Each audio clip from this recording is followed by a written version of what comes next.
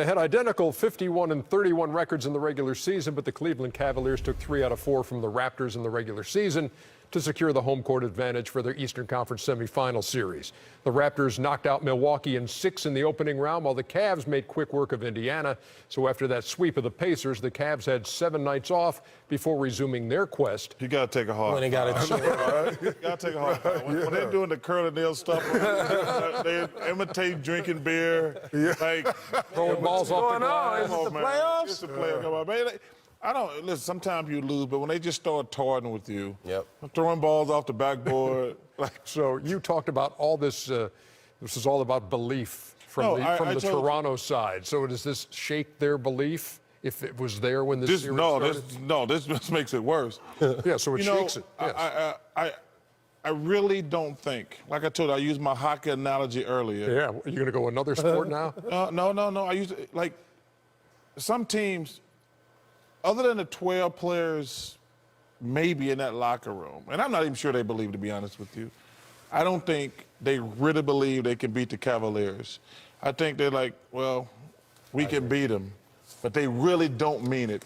You don't come out and coaches talking about, well, we got dominated. You did get dominated. Right. There was never any doubt in that game. You made a little run in the first half to get it down to single digits, but then the rest of the game you were down 20. But to beat these Cavaliers, you got to really believe you can beat them. And I don't think Toronto has that. And not only, this is the opportunity. Like, if you believe that you can't beat them, it's the opportunity for you to make a name of yourself. Like, if you're playing against a better opponent and you really can't beat, you still got to go out and compete and play hard. Don't look like they're doing it. DeRozan, 10 points, not a good night for him.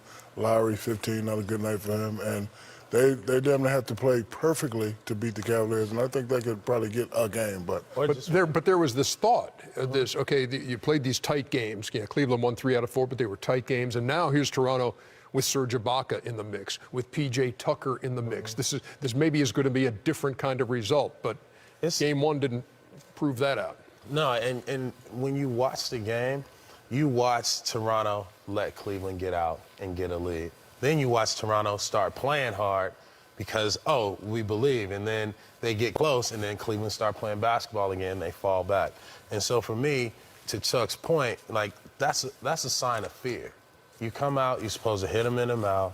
You're supposed to act tough. At least act tough. At least act like you can beat them, but don't let them get the lead and then start to, that's kind of like fake playing hard. Yeah. Well, you got to swing first because that's what Houston did tonight in San Antonio on the road. But Toronto had none of that in Game 1. And Ernie, that's a great analogy you just said. You look at the 2 games.